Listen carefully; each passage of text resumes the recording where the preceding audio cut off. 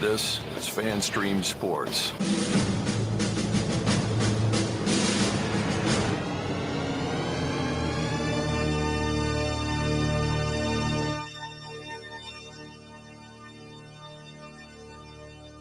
Can I please have your attention? And I need all of you to stop what you're doing and listen. The following program is recommended for mature individuals and may contain material unsuitable for morons, cretins, and dishwipes. If you are a moron, please turn off your radio, because we don't need any more stupid, narrow-minded, pencil-neck geeks who would know the First Amendment if it came up and bit them on the butt. Thank you. Yes! Here we go! I guess I want to take this opportunity to tell you a little bit about my pants.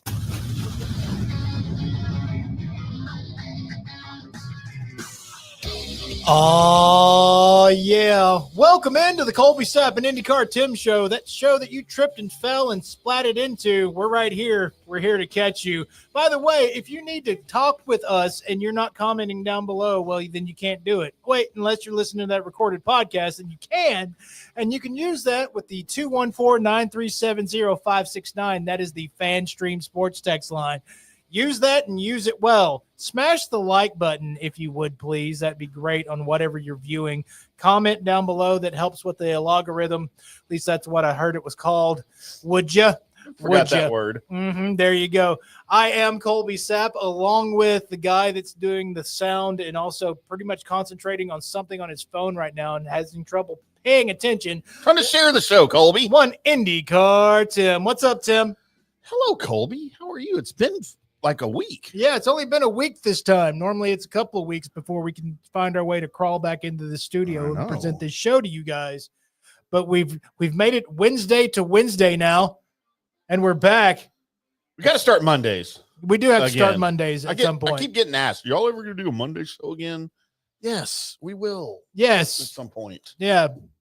So somebody sponsor the Monday show. Yes. Oh my God. So we can have gas money to get here. That'd be great. Colby, I don't know if you have anything to start the show, but I have something. Uh-oh. I actually had a dilemma on the way here. Right. I stopped in as I normally do, because I come in early. I get here for our 5:00 golf show, which means I'm usually here by 3 or 3:30. Uh-huh.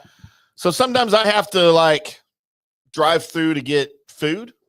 Yes. To either have my late lunch and then get something to eat in between our shows, or just so I'm tied over until I get home later, very, very later, or go out and get drunk.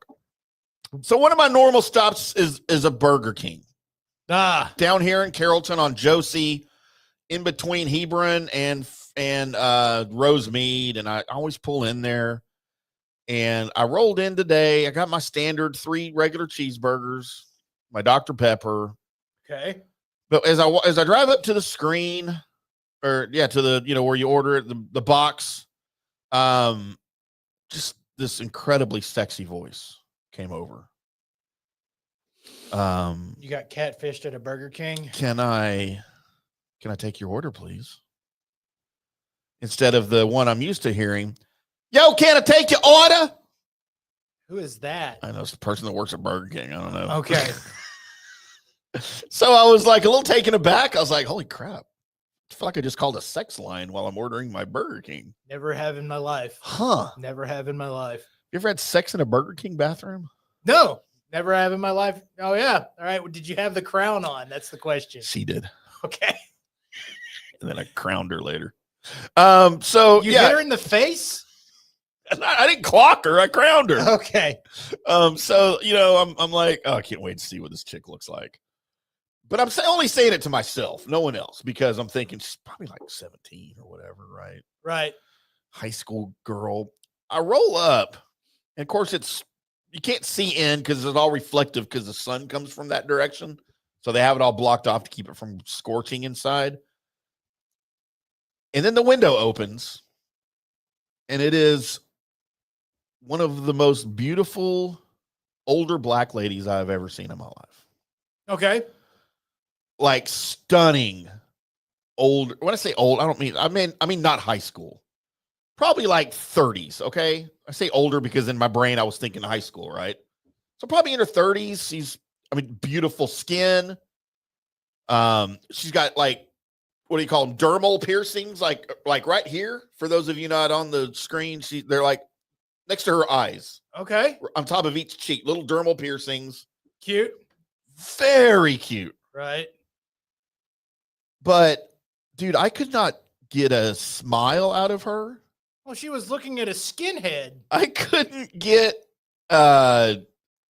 I couldn't get a word out of her.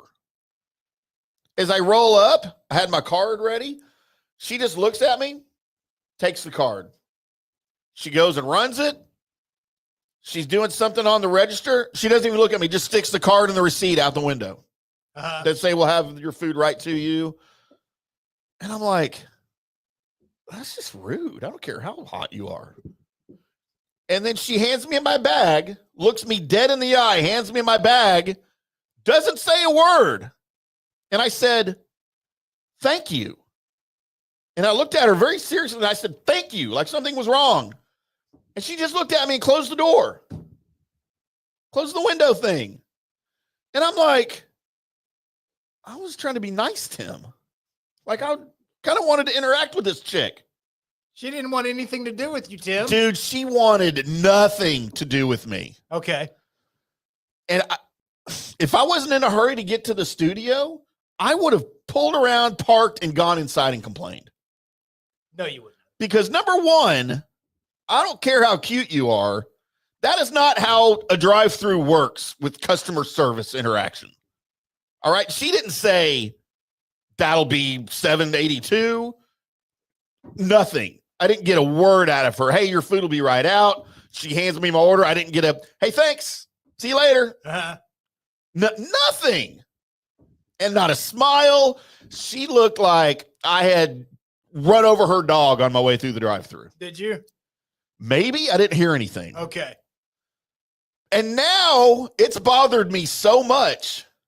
I'm thinking about going back and talking to somebody and going and telling them about my experience, because it kind of hurt. Like I was hurt.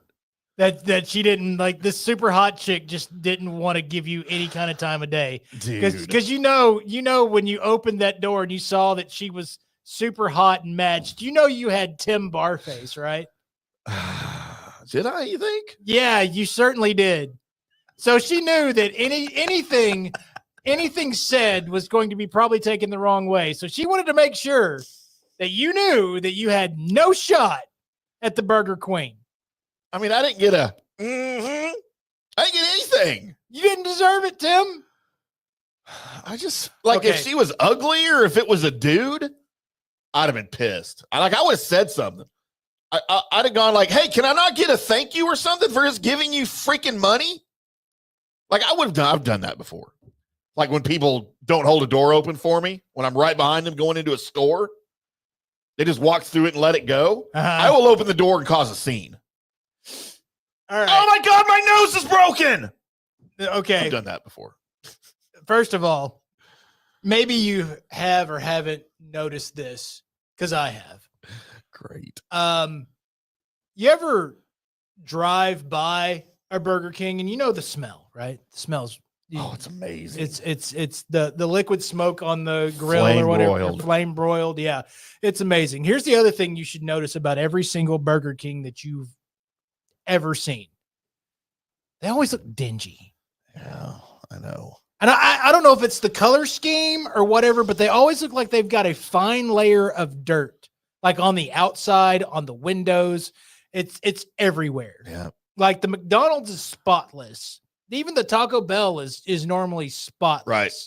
Your Wendy's, of course, spotless. Jack in the Box, not really dingy at all. Your Burger King always looks dingy. I don't know why. Burger King is not as dirty as Brahms, but it's right up there. Right.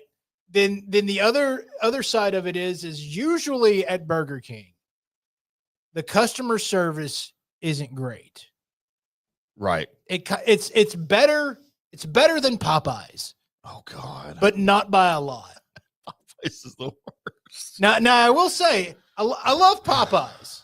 I love Popeyes. But as Reggie's quoted in saying, you don't go there for the service. No, you go for the red beans and rice. You go there for the food. And Burger King knows what they've got, right? They know that when you pass by enough times that you'll finally go, I have to eat it. I have to eat it. You get it and you're like, yep, that's what I wanted.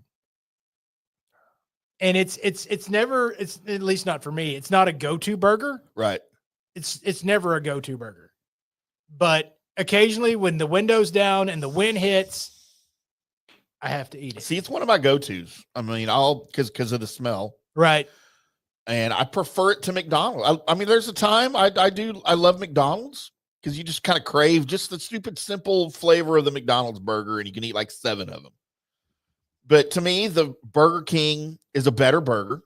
And I'm talking about the cheap ones. I'm not talking about the Whopper versus the Big Mac or anything. I'm just talking about what used to be a 59-cent burger. Now they're $1.99. Correct. No lettuce, tomato. It's just ketchup, mustard, and pickles.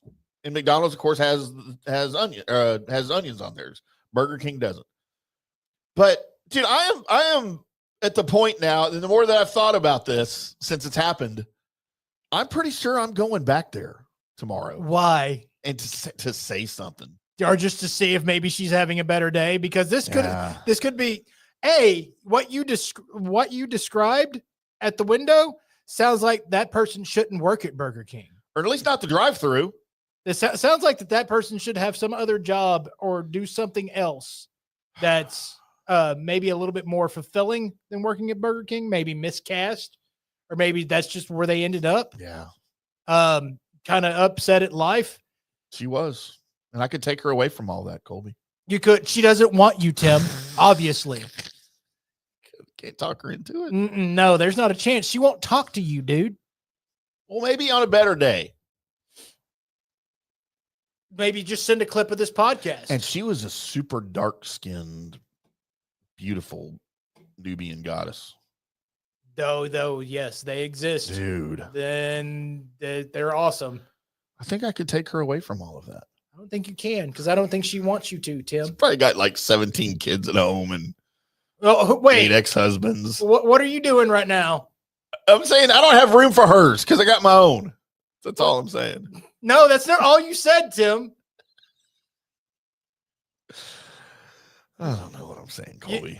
Tim, you need to go find a mirror real quick and realize that you're too white to say all the things you just said. Ooh, is Gal Gadot going to be looking at me back when I'm staring in the mirror? There's not a chance that you'll ever be staring in a mirror and see Gal Gadot.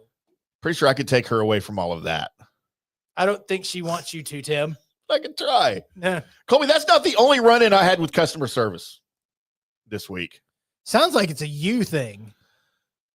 I got a call from the president Trump of America. No, not president of America. I mean, that's a normal thing. We chat a lot. Okay. I got a call from the president of Bank of America. Oh. Whatever their Western, he gave me the title. I don't remember what it was. And I was like, no, really, who is this? Because I never answer my phone. You know that. Yes. Never answer my phone. But it said Bank of America, which is where I bank. So I'm like, okay, maybe there's a problem with my account or something. So I answered it. And he came on and he just gave me the biggest audio blowjob that you can ever imagine as a customer of Bank of America. And here's why. There's a branch that just opened by my house, right? Probably a year and a half old. And I do our business account is with Bank of America and my personal account. So once a month, I go and cash a check because it's kind of what I use for the kids' allowance and stuff, right? And they always want cash. Right. Every month I go and I cash this stupid check, which is off of a Bank of America account, right? So it's whether I have an account there or not, it's irrelevant. I'm just going in to cash this check. The problem is they just built this branch. Very nice, modern building. You walk in. And Colby, if you want to cash a check and you walk into a bank, what's the first thing you look for? The ATM. Okay, say you have to go to the counter because it's not your bank. I never go to the teller. Oh my God. Colby, I want to go to talk to a person when I go to the bank. Don't need to. I do. This is 1955, okay? Okay. And so there's usually a counter of people that you can walk up to do your business. Right. And when I first walked into this bank, There was no counter. Don't. There need was it. no teller. Don't need them. There were offices up and down that way, offices up and down this way, a big screen TV in the middle, a little lounge area, a hallway that went that way, and a hallway that went that way. And there were 8 people to greet me. Hey, what can we do for you? I just need to cash a check. Uh-huh. Oh, okay. Well, the ATM's right there. I don't want to use the ATM. I want to talk to a teller. I'm not doing this in the ATM. Why? Inconvenience. It's very convenient. So they proceed to direct me to the back corner of the building where there's a guy in a cage. Uh-huh. That's the teller. One guy. Yep. In the corner of the building that you can't find. You have to be instructed to go back there. Because they don't want you to go back there. And so I'm like, okay, cool. Now, every time I have gone in there to cash the same check, and I have again 8 people greeting me, there was a line of 10 to 15 people waiting to use the freaking teller. Every single time I go in there. And every single time I go in there, I let them all have it. I'm surprised I haven't been arrested there. Because I let everybody. Why are you here to greet me? Why are you here to greet me when I need to cash a check? I don't want to wait an hour and a half. Okay. Every time. So again, whenever I saw Bank of America on my phone, and by the way, I've left them so many bad reviews online. Like every time I go in, I leave a terrible review. To the point that the branch manager has come to me and said, look, this is the way they're just building all of them now. Yeah. We can't control that. Right. And I said, okay, well then who do I talk to that does control it? Because this is ridiculous. He even agreed. He's like, oh no, I agree. This is not convenient for anyone, but it's just about the way they're doing it. I got a call from the bank president who wanted to apologize because he too thought I was correct. He said, yes, it's horribly inconvenient for all of our customers who want face-to-face customer service and face-to-face banking. He said, and I just want to let you know that we're now looking at plans to remodel that, not just that branch, but another like 5 they've built in the area just like it, because we've had so many complaints. Wow. And I said, The unadaptable old people. and so basically he was like, can you stop leaving bad reviews at our bank because we're going to fix it, okay? Yes. And I said, when I see the new branch, I will cease with the bad reviews. It's asinine. I've never seen anything like it in my life. I have not dealt with a teller in, good God, 17 years. Oh, you have to talk to somebody when you go to a bank. No, Unless I don't it's have after to. hours. No, I don't have to. I'm not depositing my check into an ATM machine Why? where it can get eaten. What happens if the ATM eats your check? It doesn't. Or if it It's gives you never the happened wrong to me. amount of cash? It doesn't. But what if it does? It never. What are you going to do when it does? When Skynet finds out you cash your checks at the ATM, what's Skynet going to do? It's going to start stealing your money. It doesn't need my money. It's Skynet, Tim. Elon's going to come get your money. I'm just kidding. Elon would never do that. No, I want to talk to somebody. That should be, look, I pay the money. I pay good money to that bank to have an account there. They take freaking money out of my account every year. Okay.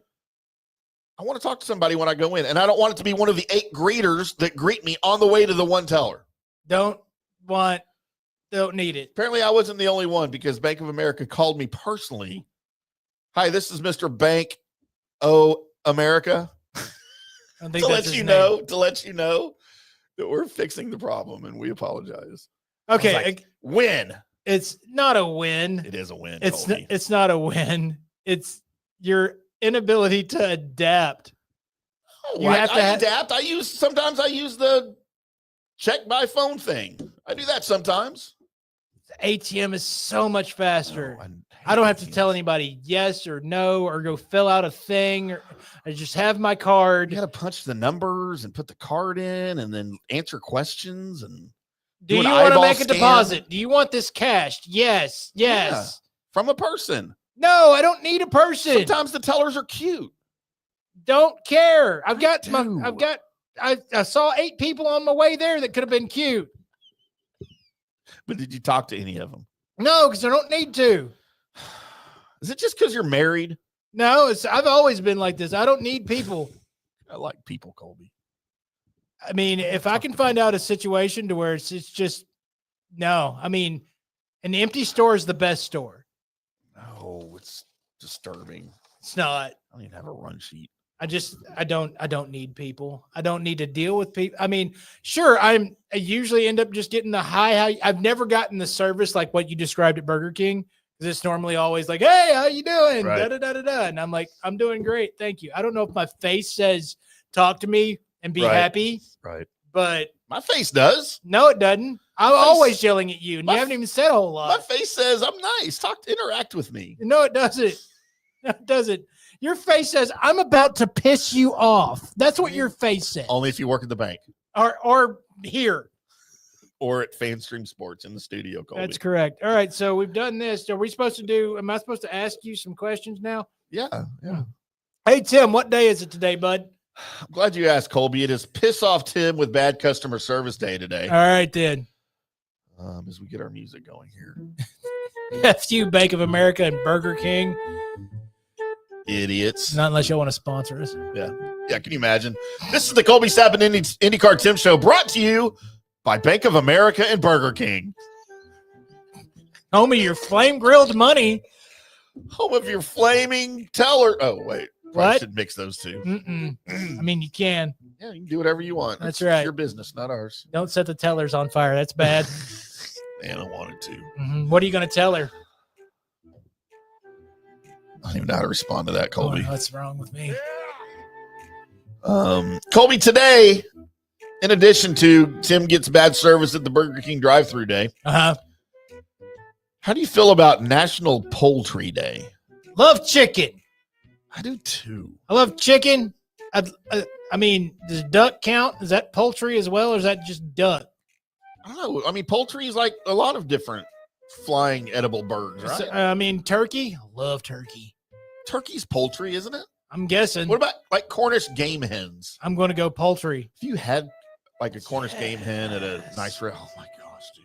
Yes. With the mango salsa. I mean, the roast duck with the mango salsa.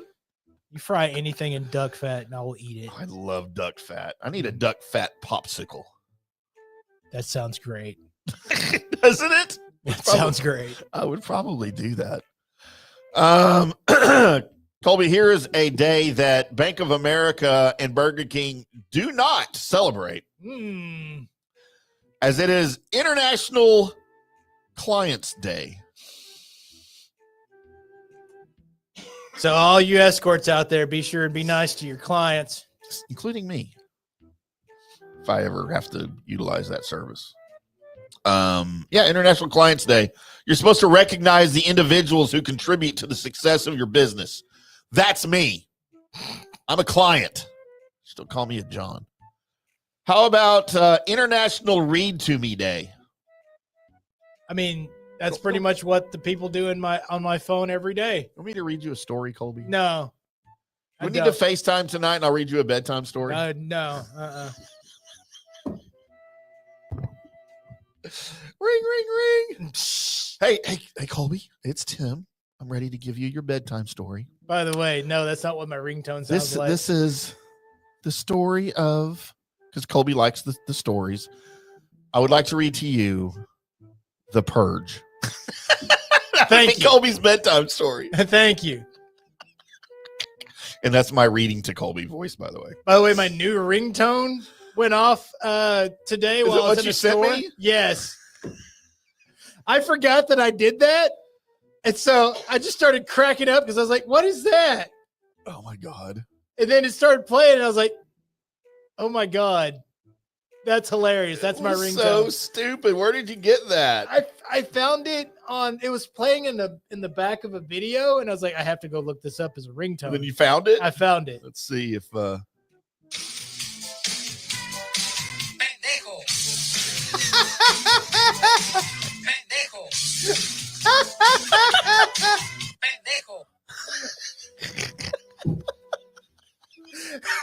Stupidest thing I've ever heard in my life. Oh, it's so great.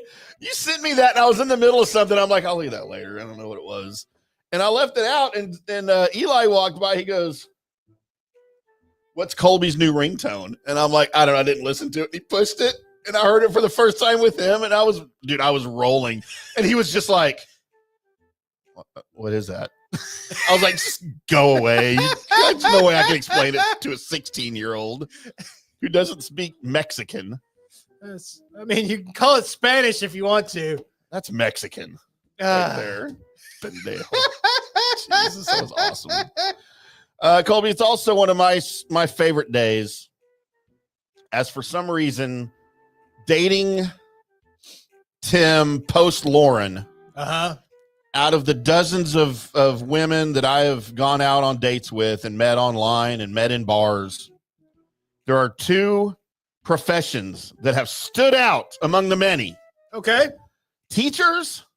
For some reason, I've been meeting teachers. And nurses. The old nurse bottom. Even if it's like halfway bad nurse bottom, it still looks good and I love Scrubs, Colby. Not the show. I love that too. Certified Nurses Day today. And nice. I would like to say to all of you certified nurses, I have a pain right here that I'd like you to look at. My arm hurts when it moves like this. Oh, nurse. You know, Jenny was a nurse. From the block? The other Jenny was a nurse. Dude, I don't know. I've seen so many nurses. It is also a day that I feel lends to the laziness of America, as it is National Automatic Door Day. Meh. Like, do we need automatic doors? Like, I get it in the grocery store because you got to like push the cart and stuff. But do we just need automatic doors everywhere else? What do you mean everywhere else? I don't know, like in office buildings. And I mean, it'd be nice if we had an automatic door here. It just locks itself all the time and we can't get out. Right. Or in. How about National Backyard Day? You don't have a backyard. I do not have a backyard. You have like a deck, right? Or a patio or something? A little patio, yeah. I do enjoy backyards, man. I'm not going to lie. I wish my backyard was in better shape. I used to do everything in my backyard, man. I had cornhole in my backyard. Just at any given minute, I could go out there and throw bags with my imaginary guests. Had a little hot tub, fire pit. I love backyards, man. I mean, as far as backyard parties, those are cool. But yeah, even when I've had backyards, I mean, besides just, letting the dog go do the thing or having a trampoline or whatever for the kids, there was still no reason for me to go out in the backyard because, I'll go outside and I'd just go walk around. Right. I always prefer the back because that way I don't have to talk to my neighbors in my fenced yard. Nobody wanted to talk to me. How about National Chocolate Caramel Day? That is almost as good as your chocolate peanut butter. Okay. As far as my rankings are concerned, like a good Rolo and whatnot. Oh, yeah. I do love Rolos. Or the you can roll a Rolo to your friend. Yeah. Or the Caramello bar. Yeah. Yep. I remember those. Highly underrated.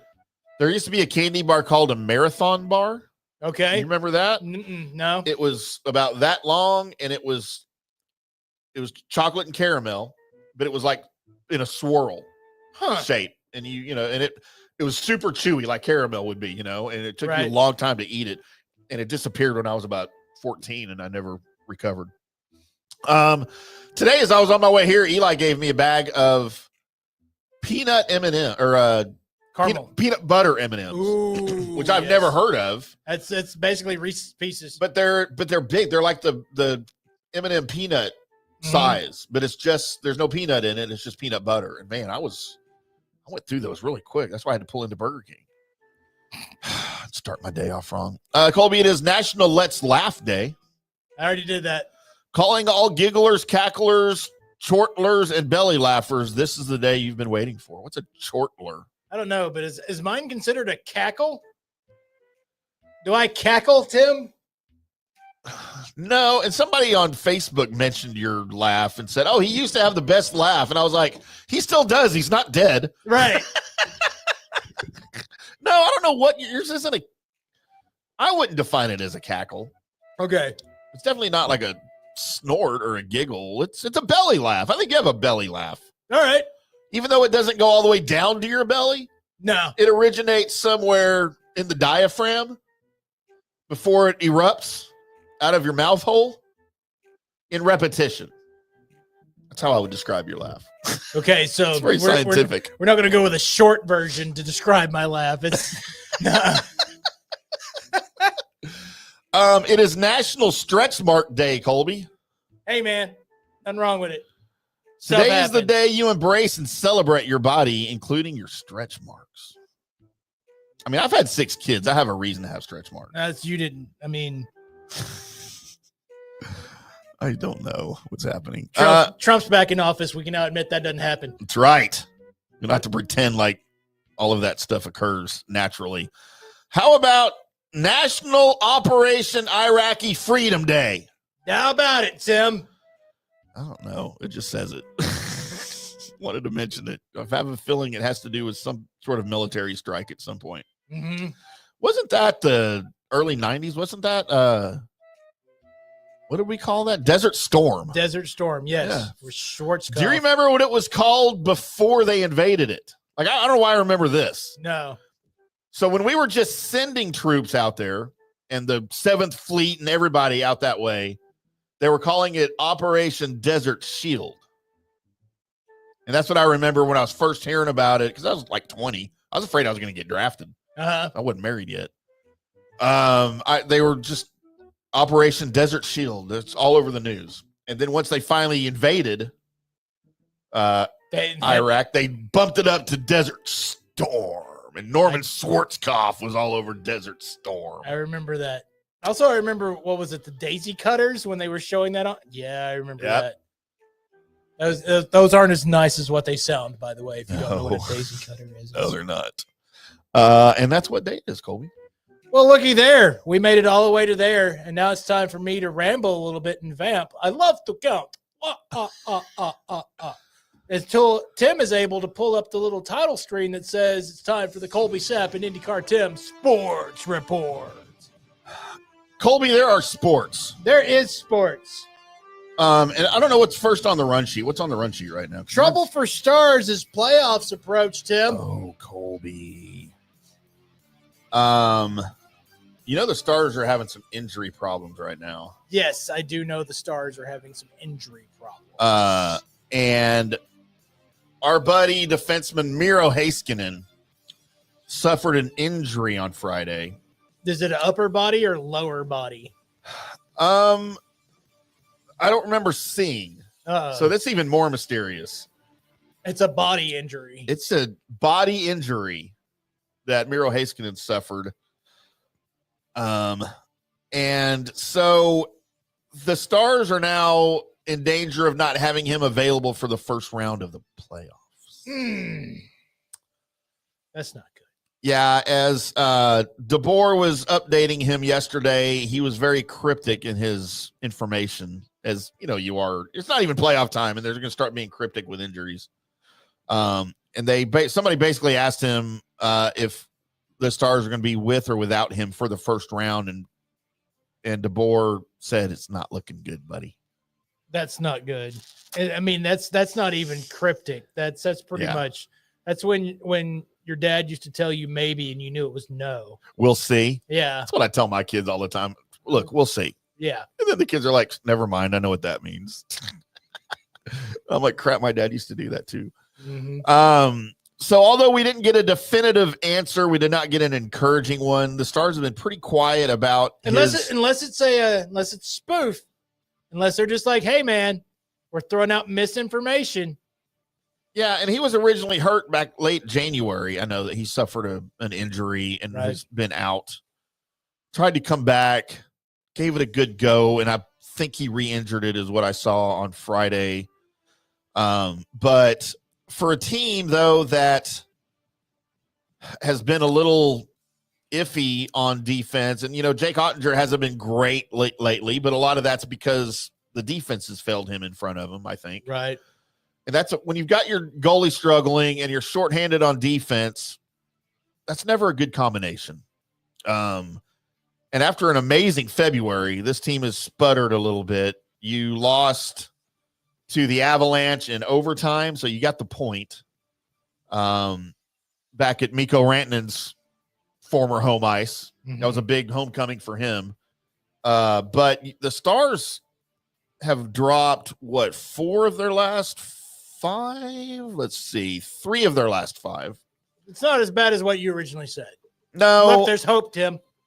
I'm sorry. You lost to the Avalanche, and then last night you beat Anaheim also in overtime. These little, especially against teams like Anaheim, who's not very good, you needed the 2 points on the road. But a big game coming up tomorrow that I will actually be on the Lightning pregame show. What? Because the Lightning and the Stars are matching up on Thursday night. And the Lightning pregame show, hosted by the great Brian Engblom, J.P. Peterson, and Lightning Hall of Famer Brian Bradley, are having me on to discuss the Stars. Nice. So I'll be looking forward to that. But they're going to let your mug on TV? Yeah. Wow. That's what they said. I'll probably be standing right here. So I don't have to do it out of my closet or something. Uh-huh. But the Lightning are in much the same predicament as the Stars. They've dropped several. They had a tremendous February, made some trades, and now those pieces are struggling to fit in. And just like DeBoer's doing here in Tampa, John Cooper struggling to find lineups that make sense, lineups that can score. The Stars are scoring. They're still scoring the second most goals in the league, 3.76 goals per game. They're only allowing 2.6. That's good when you score more than you allow. Yeah, I mean, yeah. But the Lightning are literally they're mirror teams over in the East. And they play Thursday night. It's going to be here. So that's good. And it's a game I'd really like to go to. I haven't gotten to a Stars game this year. Stars. The Star. This is Shane Churla of the Dallas Stars. Should just probably call Shippy. Yeah, you might let him do it, right? Will you do this and just say it's me? They're going to put my name on the bottom of the screen, but you talk. No, just say it so he can get you into a Stars game. Yeah, he could probably pull that off too, huh? Right. But, yeah, things not looking good for the Stars heading into the playoffs. Some things need to be corrected, and we're not that far away from the playoffs. I mean, think about it. Nope. And it's we haven't talked a lot of Stars hockey this year on the show, and it's not because we're not into it, because we are, but we've only got just a handle. See, 1, 2, 3, 4, 5, 6, 7, 8, 9, 10, 11, 12, 13, 15 games left till the end of the season. So we're on the home stretch, and you've got some games towards the end of the season against some Western Conference rivals. You haven't been able to beat Winnipeg, who's going to be the number 1 seed. You haven't really been able to play well against Seattle, weirdly enough, who's right outside. Seattle could make the playoffs this year, which is incredible. Minnesota, you've got a game against. That's going to be a national TV the day before my birthday on Masters Week. Woo! But we would like to see Miro Heiskanen and Mikko Rantanen play some together before we get closer to the playoffs. So Sure whatever they need, like that's going to happen. No, it's not going to happen. But they've been playing so well all season. I'd hate for just a dive at the end of the year like this they're going to clearly make the playoffs. That's not in jeopardy or anything. But it could affect your seeding if you start losing too many games. And, of course, it'll affect your momentum heading into the first round. And if there's anything I worry about, it's the Stars in the first round of a playoff series, because you just never know. Well, I mean, you don't – even if you're thundering in, you still don't know. No. So that's one of the keys and differences between NHL playoffs and other sports. You kind of got a handle on – the first round, what's supposed to happen. It's going to go according to Hoyle. Yep. But not in the NHL playoffs. No, not the NHL playoffs. That's not what you like to see, clearly. And you want to touch on a little bit of Rangers here? Yeah, let's get it. As the Rangers are having their own issues as the regular season is approaching. The Rangers just picked up veteran pitcher Patrick Corbin.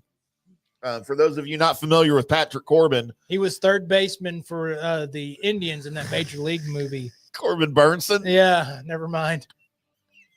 I knew that's where you were going. As soon as you started talking, somehow I knew you were going Corbin Burnson Major League. I don't know why I knew that. But so Patrick Corbin isn't good. Uh-oh. That's not good. He's not great, Colby. He's coming in because of John Gray's broken wrist that he suffered Friday during a Cactus League game, where he took a line drive off his throwing wrist. That's bad. So he's going to the 60-day injured list, which means he won't be available in the rotation until late May. He's going to miss the start of the season. They bring in Corbin to add some pitching depth. He's recently from your Washington Nationals, Colby. Last year in 32 starts and 174 and 2/3 innings, he pitched to a 5.62 ERA. That doesn't sound great. Oh, it gets worse. Uh-oh, no. While leading the majors in earned runs and hits allowed. Well, you can only go up from here, Tim. Last season also marked the final year of his 6-year, $140 million contract that he signed with the Nationals right before the 2019 season started. So now he's got to try again in order to make that money. He's got to try something, dude. Yeah, so that contract for the Nationals was a complete disaster, obviously, with those stats. And last time he was good was the first year of that deal in 2019 on their World Series run. He played great. He pitched great. The final 4 years, not very great. Well, it's time to be fixed. And if anybody can fix them, it's these guys, right? It is. Starting pitching continues to be a concern. As I was looking at the possibilities for the starting rotation with DeGrom still sort of working his way back. He is making strides according to the team. He's showing resilience. He got stuck with that, whatever this illness is that was going around that everybody had. Like he was down. COVID? the covitis? No, It was whatever this was. Neurovirus? You had an epidural? Something called the Nerovirus or something from Star Trek? Yes. I don't remember what it was called, but he got it and he was down, and that set his recovery back a little bit. He's going to start the season near the back of the rotation because they're still going to try to manage his innings and his work until he gets back to full speed. Hopefully he can become dominant, around the middle of the season. And God, for the love of God, stay healthy, Jacob DeGrom, please. Please, Lord. Nathan Eovaldi, his spring has not been great. He started slow. Not playoffs yet. I know it's spring training, but you still like to see something. He pitched 9 innings and earned 7 runs on 10 hits with 3 walks and 8 strikeouts this spring.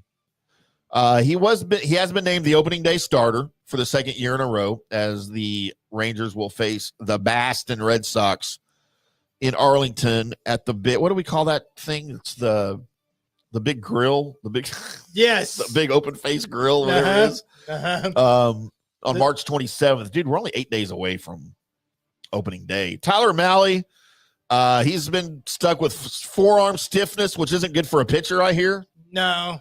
And he hasn't pitched in over a week out in Arizona. He threw 9 innings in spring training, 3 runs, 8 hits, 2 walks, 6 strikeouts. Not terrible numbers, but now we're kind of scared of the forearm stiffness. Colby, I got forearm stiffness once.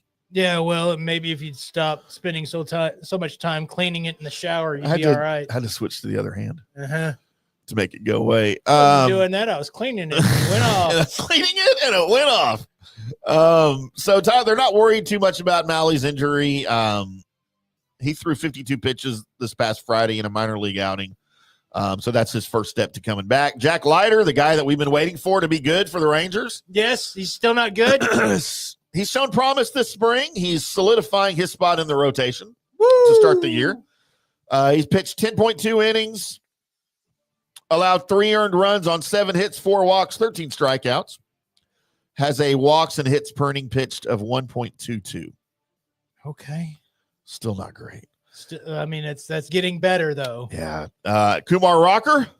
Ooh. Not John Rocker. Oh, okay. Who also pitched for the Rangers. Kumar Rockers, he's been able to step up with all of these other injuries, but he hasn't been consistent this spring. The Rangers are still looking at his development as they navigate the spring training in the beginning of the season. They're trying to rest him a little bit. Nobody cares what his spring stats look like. They've seen what they need to see from him. All they are concerned about with him right now is health and availability. The best ability, Colby, is availability. Okay. Good morning to you. Mm-hmm. His struggles have been well documented, but again, they're just trying to keep him consistent and healthy right now. Dane Dunning has not been great this spring. I mean, have you got good news over there? You're just giving me nothing but, by the way, this guy's not been great. Yeah. This guy's injured. This guy's not been great. And this guy's not been great. Yeah. I just said the regular season starts in 8 days. Is that the good news? That's the good news, Colby. Okay, because that's when it becomes real. Oh, and also, did you know that we have air conditioning in the stadium now? We've had that for a while. For a couple of years. I don't know. That was good news still, though. Okay. So, yes, the pitching staff struggles a little bit. But even with all of these struggles, okay, here's your good news. The Rangers lost the Yankees lost Garrett Cole for the season. You knew that, right? Yes, I did know that. Another Tommy John for him. And I don't mean the underwear. It means he's going to come back stronger. In maybe 2 years. They're saying he might be out 2 years now. Oh. But the Yankees, who are loaded, were the American League favorites to win the pennant going into this season. After Garrett Cole's injury, would you like to know who the new favorite to win the American League pennant is? Yes, Tim. The Texas Rangers. But you just told me a bunch of bad news. Well, maybe all the other teams suck worse. Okay, all right. But they are the betting favorite. All right, well, here we go. To win the American League West and the American League, Colby. Well, we need good stuff because our other teams around here aren't doing good stuff. Man, they're not. We need good stuff because the Mavericks are going to move to Las Vegas. The Stars. See ya. They're going to make the playoffs, but Tim told us they're falling apart. The Rangers are falling apart, but they're supposed to win the whole damn thing, or at least the pennant. Yep. And good God, the Cowboys. Who? Do they have an offensive line this year, Colby? I mean, if you mean like it offends people. No, I have the offensive lines. That's right. Did the Cowboys have an offensive line this year? You know what? We'll find out. We'll find out. We'll find out. What does offensive line mean? Exclusive. By the way, before we go to break, because that's what's next, right? Break? Yes. The great Norm Hitzges and I had a conversation yesterday. Oh. He wants to come on. So he will be doing draft coverage again, wire to wire for Sports Radio 13, then 10 the ticket. His 49th year, I believe, doing draft coverage. The week before, or maybe 2 weeks before, he would like to come on this show.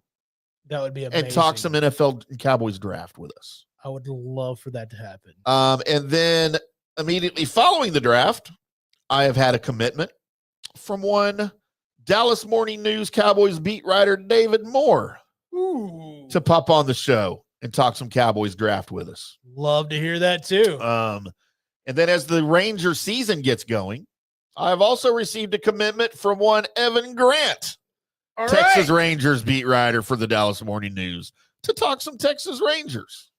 We're going to have your sports covered. How about that for teases? Oh, man, good teases right there. And now here's a bad tease. Coming up next, good, bad, and the ugly. That's where we do the people's birthdays, the famous people's birthdays. And then we have a segment that's going to probably devolve into more than just JFK talk, but they release those things. And we're going to try and get you current with the current news on the old news, or maybe the new news and the new conspiracies around the assassination of JFK. That's all coming up on the Colby Sapp and IndyCarTim show. Hello, sports fans. FanStream Sports. Today's show is brought to you by Tom's Town, a premier craft distillery based in Kansas City, Missouri. Discover their award-winning lineup, including double oaked bourbon, botanical gin, and double grain vodka. Named the best craft vodka by the readers of USA Today. Available for online delivery in 40 states. Visit toms-town.com or their Kansas City distillery to explore more. Elevate your game with Tom's Town, where history meets innovation.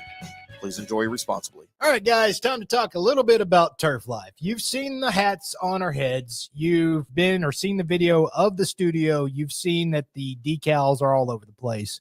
Turf Life. Man, it's the brand that salutes the consumer and industry players everywhere whose lives involve turf.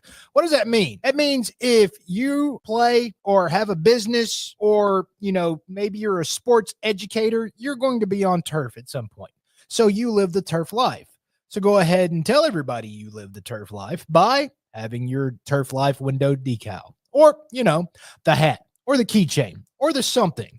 Along that lines, just go to turflifeclub.com and become a turf head. That's what it's called when you live the turf life. You're now a turf head. And you can go join the club today, snag that window decal, or snag any other special Turf Life accessories and go over there to that website, which is turflifeclub.com, and get your stuff and show everybody that, man, I'm all about that turf life. And then you just kind of raise your coffee mug at them and go, yeah, turf life, baby. That's what it's about. And then that's the end of the commercial. Ding. That means it's done in microwave talk. Hi, golfers. IndyCarTim here. I want to talk to you a little bit about Golf Central Magazine. It's not just a golf magazine. It's the magazine for everything: turf, travel, philanthropy, and lifestyle. Head over to golfcentralmag.com and check out the latest issue. Some of the regular features in Golf Central Magazine: the Golf Bachelorette of the Month, the Golf Bachelor of the Month, the Golf Cart Girl of the Month, Golf History, Grip It and Sip It. So head over to golfcentralmag.com. It's free. It's the magazine for everything: turf, travel, philanthropy, and lifestyle. Golf Central Magazine at golfcentralmag.com. We'll see you there. For more than 3 decades, Bob's Steak and Chop House has remained an icon of DFW restaurants. Why? Well, maybe it's because of Bob. He's fanatical about cleanliness and friendliness, and his food, oh my Lord, his food. If you've been there, you know about it. If you haven't been there, you should know about it. The original Bob welcomes you at either of his 2 locations, Bob's on Lemon Avenue or the sparkling new Bob's at Craig Ranch McKinney. Hey, listeners, make sure you check out the brand new FanStream Sports in-studio text line. You can reach us during any of our live shows or 24/7 at 214-937-0569. That's 214-937-0569.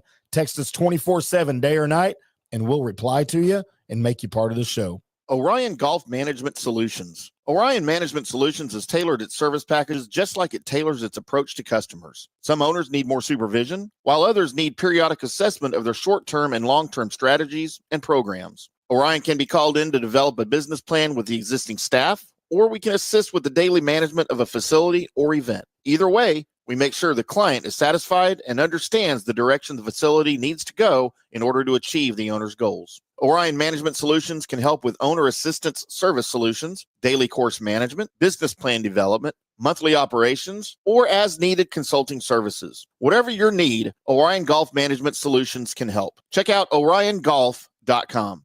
Coming back at you. Now, more FanStream Sports. Welcome back to the Colby Sapp IndyCarTim show, right here on FanStream Sports. I'm IndyCarTim. That guy over there is Colby. We are in the same room. Yes. We could do the fun studio view here. From the FanStream Sports Studios in Dallas off the tollway and kind of Frankfurt-ish, Kelly-ish. Coming at you on a Wednesday, my dudes. What's up? It's hump day, Colby. Hump day. And that means you get to go have sex with anyone you want. That's still not what that means. You sure about that? I mean, I am. So I shouldn't even try. No, that's the reason why the chick at Burger King shunned you. Because I was going to go back there before they closed tonight and see if she was still working. Probably not. And tell her it's hump day, biatch. I don't think that would work, Tim. No? Mm-mm. I'm going to roll on it and see what the response is. Yes, I do. That would be great, wouldn't it? So lots of stuff about JFK coming up as those files were just released, supposedly. We're going to get into that, and then when that crumbles, we're going to get into Snow White talk. Oh, we have to talk Snow White talk. Yes. Never thought I'd say that on this show. That'd be about like me talking about soccer, Colby. No, man. Which I do have some soccer news. No, you don't. I do that we might have to get to. No, we don't. No, you don't. Colby? Might have some soccer news for you. Wow. How weird is that? I mean, that's insane. It's unnecessary too, but it's happening. It could be happening. But first, it's time for everybody's favorite birthday segment in America. And it goes a little something like this. This is that segment where it's called The Good, the Bad, and the Ugly, where I go through all the people that were born today, and then we pass the list around, basically for everyone to decide for themselves who is the good person, who is the bad person, and who is the ugly person. Now, this list is made of just the famous people that were famous enough to make my list, and that's how this goes. Starting off, we didn't have a show on March 15th, so every March 15th around that, we need to make sure we let everybody know that it was Tatiana Schmalick's birthday. On our permanently good list, right? Permanent good list. Yep. Born in 1987, so she's just about 10 years younger than I am, Tim. Born in when? 1987. God, I was a junior in high school, Colby. Uh-huh. And she's how old now? Well, I'm guessing you didn't do the math. 38. All right, now she's too old for me now. Okay. All right, you can have her now. Appreciate that. You're welcome. Probably on that permanent bad list. Turning 73 years old today, one Harvey Weinstein. Oh. That's not a good guy, Tim. No. Not a good guy. No, he used his abilities clout. And his clout and his position to maybe try to do some things to some people that he shouldn't have been doing that to. Quite a few of those instances, from what I understand. Huh. From what I understand. What if the chick at Burger King knows who he is? Probably upset at him. Yeah. Yeah. Clayton, I probably shouldn't bring that up on our first date. No, Clayton, you're not going to have a first date, Tim. Clayton Kershaw turns 37 years old today. Clayton Kershaw of Highland Park and the Highland Park Scots, Colby. And you know what? I always thought at some point he might end up being a Texas Ranger. I did too. And I really thought that the last time his contract was up. Right. It took them a long time to get that deal done in LA. Imagine him just filling in the middle or back of a rotation. Yep, I sure can. That would be great. That would be awesome. Turning 78 years old today, one Glenn Close. She is our cover model for the day, Colby. She is. You know what? I still would. Even with the nose always throws me off. Not me, man. I think she is absolutely beautiful. I mean, her face is weird. Still would. I mean, she's awesome, but her face is weird. So you're saying you would Oprah, but not Glenn Close? No. I of course I would, but I just wouldn't be ready to rank that high. Yes, really. Like Oprah is a different level of well, it's Oprah, like conquering, right? Yeah, conquering Oprah. I'm gonna make that, and that's a new band name. I call that band name Conquering Oprah. Oh, speaking of conquering, Colby, did you hear the latest celebrity Hollywood cheating news? No, I did not. And this touches close to home for me. Uh-oh.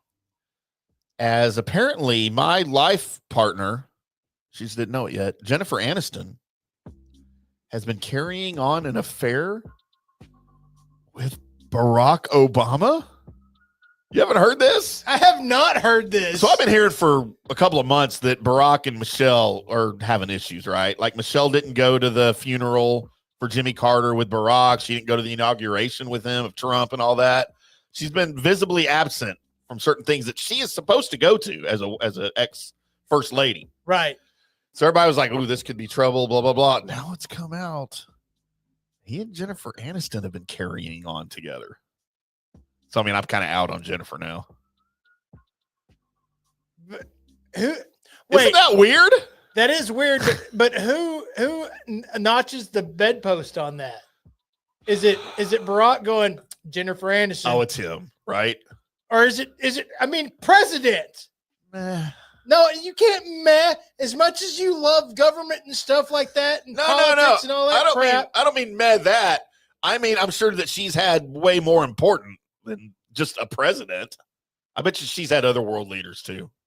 So wait, are you saying that Tim is suggesting right now that there are other world leaders out there that are more important than the president of the United States? No, maybe not more important, but harder to bone because of logistics and stuff. You don't believe in air travel? I'm not understanding. That's not a thing. Okay. People can't travel in the air. No, I just think that, I mean, yeah, okay, fine. He's probably up there. But to me, he's the one going, holy crap, I betted Jennifer Aniston. And she's probably just like, oh, Barack, whatever. A Jennifer Aniston impression. It's bad. It's real bad. You should never do that. Meanwhile, Michelle's over there in the corner watching, playing with her thing. Wait, did you just paint a picture of Barack Obama doing the inclined hokey pokey with Jennifer Aniston with Michelle Obama over in the corner flicking her bean? Is that what well, playing with her penis. But yeah. As everyone knows she has. It's okay. We're not breaking news there. Just the Jennifer and Barack thing. Think you're breaking news. And I think that news is incorrect, sir. It's incorrect. Turning 67, only 67? Really? I figured he's a lot older than that. The Kool-Aid Man, Andy Reid. Oh, yeah. You think he's older than 67? Yes. I think I'm surprised that he's 67. Are you? I mean, I can remember when he didn't look as bad as he looks now. And it wasn't that long ago that he just looked like a normal dude. Now, he looks like he's 80. Well, I agree with that. But, I mean, it wasn't that long ago that he just looked like a normal dude. You think he just stopped drinking pickle juice? I think he stopped breathing oxygen or something. Okay. Went to a different gas. Yeah. He's like inhaling helium or something. Right. I'm trying that new gas alternative. Natural gas. Turning 38 years old today, AJ Lee. Should have been your person on the page. Wait, I will tell you if that person, I'm guessing that's a woman. That's a woman wrestler. Married to CM Punk. AJ Mendez. Lee. Okay, is that her? Yeah. It says Mendez, but okay. Down here it says Lee. Maybe that's his stage name. Colby, you know what? Sticking with my Glenn Close. Don't think you should. She's okay. I've had better. No, you haven't. Definitely had worse. Yes, I agree with that. Turning 39 years old today, one Casey Anthony. Oh, Colby. Yep. She's the one that killed her kid? Yeah, and she's got a new she's on the internet. She's all over TikTok, right? Like I keep seeing people posting that, and she's got like 1 million followers. Of course she does. Everybody knows who she is. Should I follow her? No. Think I could hit that? No. Why would you want to? Just say I did. Just for the infamy? Just say I did. I don't think I'd want to even say I did. Where does she live? Is she close? I don't, you know what? I don't know, Tim. I don't know. Now so are we putting her on the all-time bad? I don't know what to do with that. Is she up there with that? I mean, if Weinstein, because did we say Weinstein's a permabad? We should. Did we put him on the list last time? The list is in the other room. I should have brought that in here with me. Probably Weinstein's already on the permabad list, but if he's not, he's I'll vote to put him on the permabad list. All right. But what about Casey Anthony? We can have two know. of them on the same day? I have no idea what to do.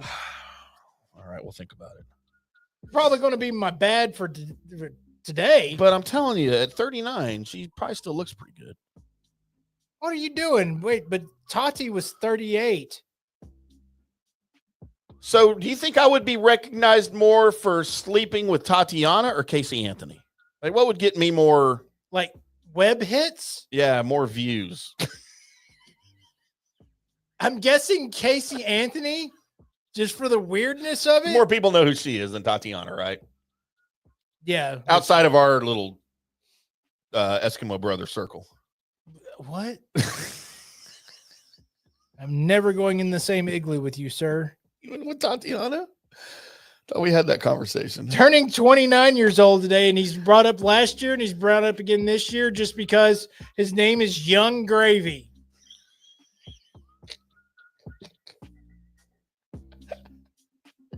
Who the F is Young Gravy? I don't remember this guy every year. It's last year and this year. Is he a rapist? He is. He's Young Gravy. I have no idea what he does. I have no he's idea. white. Yes. I guess he's Young White Gravy. So I don't even remember this. Colby, would you like to know what his real name is? I know because he's just going to be. It's not as funny. It's going to be forever Young Gravy. I will tell you, he is from Minnesota. Okay. So that probably tells you something. Huh. All right. Young Gravy. Turning 70 years old today, Bruce Willis. Dude, he is not doing well. No. From what I understand. He hasn't been doing well for a while, Tim. From all of my conversations with Demi. Mm-hmm. By the way, going to be in a new movie soon. Bruce Willis? No, Demi? Yeah. Yeah, because she's in a TV show right now, right? No, I don't know. Yeah, she's in Landman. Landman, is that it? The one that Jerry was just in with Billy Bob Thornton and I don't. John Hamm. You can keep saying stuff. I don't know. No, that sounds like I thought you watched it. Yeah, she's in Landman. Landman? Yeah, it's like the new Yellowstone. Like everybody's watching it. No. You would love it. Mm-mm. You would like it. I'm not. No, I don't. It's not Land. It's not a comedy. But I don't. Yeah, I don't. I never got into the Yellowstone. I'm not starting now. Well, no, I didn't. I'm not into. I've never watched Yellowstone. I tried to watch Yellowstone. I couldn't get it. But Landman's about like the West Texas oil business. Billy Bob Thornton plays this dude that just goes around like beating people up, and then like Demi Moore's the company lawyer or something. I haven't figured all of it out yet. But it's got John Hamm in it, who plays kind of a badass. Okay.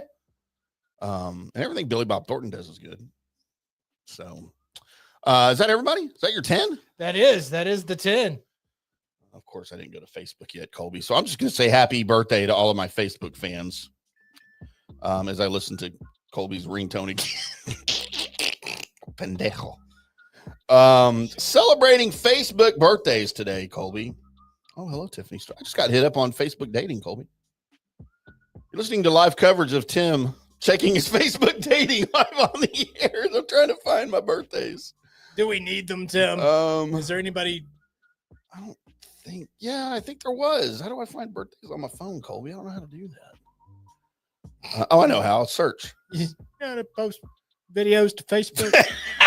Found it. I'm not even drinking tonight either. That's what's. Happy birthday to you, Kaylee Ray. Okay.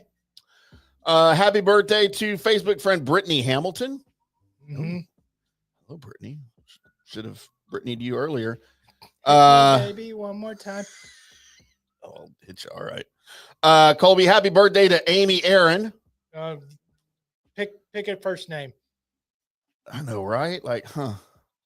Happy birthday to Micah Brooke Wiltfong. Pick only two names. Oh, Colby. Forgot it was her birthday. Happy birthday to Tiffany Christensen, who I will tell you all about in the next break. Okay. She's just an amazing person. That's all I was going to say. I don't know what you were thinking. There's your Facebook birthdays. There they are. All right, Tim. Colby, my bad. I'll go bad first. Okay. And if I don't say it's Casey Anthony, I'm probably a bad person, right? I mean, we already know you're a bad person, Tim, but yes. That's next level bad. Yeah. So Casey Anthony, even though I still want to hit you. What? Maybe one more time. Yeah, she's my bad. Colby, my ugly. Gotta go Andy Reid. Yes, you can go Andy Reid. Yeah, I kind of have to there. My good, Colby. And there's a couple that could. Bruce Willis, obviously, man. But again, I mean, Clayton Kershaw, because he's local and he's good at what he does. Finally broke through in the playoffs and won a playoff game and got a ring a couple years ago. AJ Lee, whatever her real name is, she's cute. I'll give her cute. She could be a good on a lesser day if her birthday was different. I gotta go Glenn Close. Okay. I have to. I mean, you don't have to. Nobody's forcing you. If I don't, Glenn Close won't maybe sleep with me. She's still not. You don't know that. I do. I mean, there's things I know. That's like one the of Burger them. King lady? Yes. Who do you think I have a better chance with? Casey Anthony, the Burger King lady, or Glenn Close? The Burger King lady. All right. And you have no shot at the Burger King lady. I mean, I'd take any one of them. Well, of course, I've really got two goods, but it's not her birthday today, but Tatiana, of course. Of course. It's not her birthday today. I'm just giving her a birthday shout out. Right. It's not today. So Bruce Willis. Okay. Bruce Willis is definitely my good. I mean, I watch his movies like every year. Die Hard. All the time. Right. So. Well, all of his movies. I mean, my favorite movie when I was mentioning my stop down movies before the show to you, Red 1 and Red 2, two of my other stop down movies. I'm there with Red 1. Red 2 was highly disappointing to me. I still like it though. It's highly disappointing to me. Why? What wasn't great about it? It was edited by a guy on meth. It's just I can see that. Yeah. It's just bad. It's just bad. All right. My bad, Casey Anthony. Okay. It's just, there you go. I mean, look, I didn't say I wanted to date her or marry her or obviously have children with her. I just want to bone her. You know you're dipping your dipstick into crazy, right? Like I've never done that before. Right. So, all right. And my ugly, he can have this along with the all-time bad. Harvey Weinstein is not a looker. No. He's a pretty ugly dude. No, put him and Andy Reid up against a wall together and watch them make out and see how you respond to that. Don't put Andy Reid in the same room as Harvey Weinstein. Just don't do that. I don't know where that came from. Just don't do that. Huh. So, well, there you go. There it is. Look at us, Colby. I don't know what's happening right now. Well, now it's time for us to dig into any of the current announcements on the one JFK. Yeah, big news is we've been anticipating for a long time truths to come out, like my entire life. And the JFK assassination has been something I've always been just enamored with, infatuated with. You know, he's probably my second favorite president ever. Mm-hmm. First being, of course, Ronnie Reagan. And, you know, I've studied his, you know, being here in Dallas and close to where it happened and all of that, you know, in school, it was a big deal in the 70s, you know, and it was still at the time when you're a kid, you don't realize how close it was to when it really happened. You know, it just seems like old history. But even in elementary school, when it was less than 15 years after it happened. You know, we talked about it quite a bit. We took a field trip once in one of my elementary school classes down to Dealey Plaza, and it was before the 6th floor museum and all that existed. But, you know, we covered a bunch of it there and talked about the potential for more than the one gunman and all of that. And I actually have a first print original copy of the Warren Commission report, the book version of it, that Zach got me on Father's Day this year, that he had to go dig up and order from some bookstore because he knows how much I'm into the whole JFK thing. And it was one of my more prized possessions for books that I have in my large catalog of books that no one would believe how many I have because it's crazy. Right. Then most of them are boxed up in my garage, in my attic. But so, yeah, we've been waiting for a long time. And then Trump gets elected and he says, hey, you know what? We're just going to declassify all this. And let's just find out what really happened. And since these were released, was it yesterday or today? I believe it was today. I haven't had time because I've done 3 shows now today, and I haven't had time to go digging for anything. And so what I've come up through digging through different places is that right now the people that are digging, because these files are, a lot of them are just written, redacted, and diagrams and such like that are, some of them are really hard to read. Okay. And because they're so old, and what have you. They're just really hard to read. So there's been a lot of people digging through them to try and find anything in there. And so far, the overview is there's not a whole lot there, bud. There's really not. Like, yes, there was an investigation into Lee Harvey Oswald if he was a secret KGB operative, Russian spy, or what have you. So they dug in there, and there was some elements that said that the KGB had some things to do with some of. They tried to make it happen, but he wasn't good. Which makes sense. He wasn't good at basically anything, and also, his Russian wife, was a big thing. Well, the only thing that people have got out of that is that she was a bitch. And really, wife was? Yeah. Oh. And was on his ass like a lot. Wow. Like, it's the first time hearing of that. Yeah. I think she's still alive. Okay. Well, I'll go with still was, because I don't know if she still is or not, but that's what I've been reading, is that like she was on his ass the whole time. As far as you need to straighten up and stop being such a crazy head. Yeah, she's still alive. Okay. I mean, she's 83. I'm guessing the guy that ended up with a gun and in that situation, it was probably rightfully so. Right. Driven to it a little bit. Because, I mean, doesn't sound like too sane of a guy to go like, yeah, I'll do this. Yeah, but it's funny. All the stuff that we've seen and heard and the so-called experts have talked about is that she was just this quiet housewife from Russia that didn't know what he was doing, or didn't know what he was into. And, since she's still alive, and if these things are coming out, maybe, obviously they're not going to charge her with anything. No, but because they would have done it back then. You would have think somebody had been like, hey, can we interview you with all this going on? She probably just said no. Yeah, because I can remember like in the 70s, 60 Minutes doing pieces on her, and Lee Harvey Oswald's brother, who at the time lived in Wichita Falls.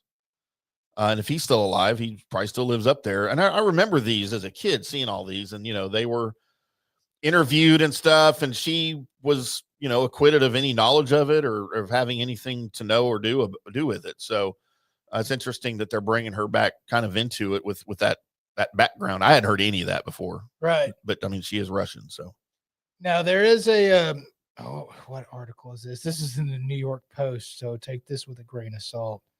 But, so a June 1967 memo details how a former U.S. Army intelligence officer, Gary Underhill, fled Washington, D.C., very agitated the day after Kennedy was shot, and claimed to a friend that a small clique within the CIA was behind the assassination.